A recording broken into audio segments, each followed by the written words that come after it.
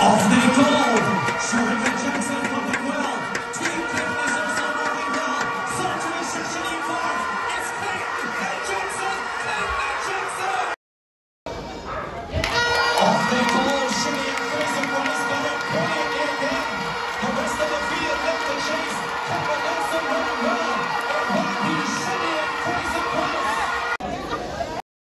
Oh my god, so Tia Clayton, the 19-year-old, has just run a massive personal best of 10.86 seconds to win the semi-final of the women 100 meter at the Jamaican Olympic trials. She defeated Shericka Jackson, who came second position in 10.87 seconds, and Shelly in 11.09 seconds.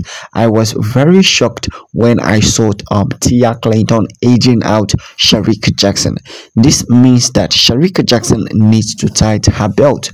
Mommy Rocket, Shelly and Fraser Pryce, aka the greatest woman in the history of athletics, on the other hand, ran the whole field, and she ran a time of 10.91 seconds to win her own personal heat, leaving behind Kemba Nelson in second position in a time of 11.04 seconds, and of course Natasha Morrison came third position in 11.16 seconds.